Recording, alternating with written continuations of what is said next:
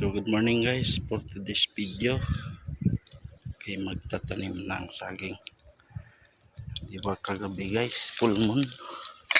Sabi nila pag full moon daw malaki yung bunga ng saging. Maniwala kaya sa hindi? Try na lang din natin kung tunay.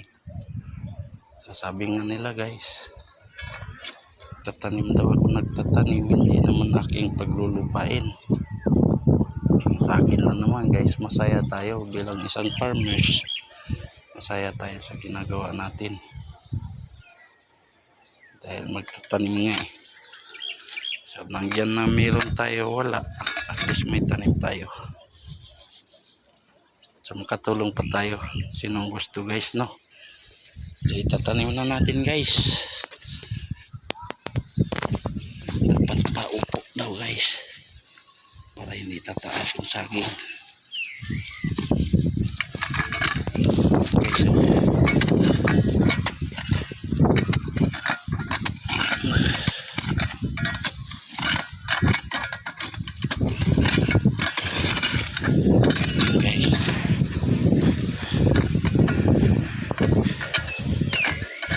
Meron na tayo guys, hindi na tayo bibili kung kaya nang dito pa.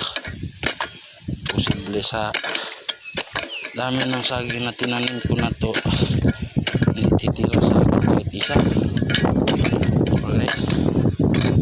So, kahit tag-init guys, tanim lang tayo dahil ito naman saging guys, matibay ito sa tawag dito, matibay sa init. Ayan guys, puro maliliit yung tinanim ko kasi medyo malayo-layo doon pa sa dulo eh.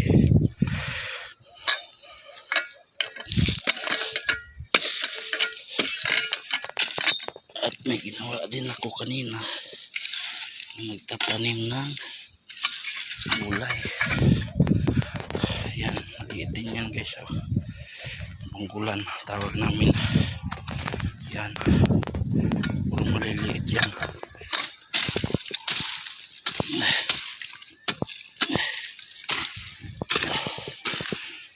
So, ayos lang guys, kahit tayo walang lupa, tunan na natin dito. Ayan, ang daming uklaw, tapos yung kamote nagbubulaklak na. Ayan,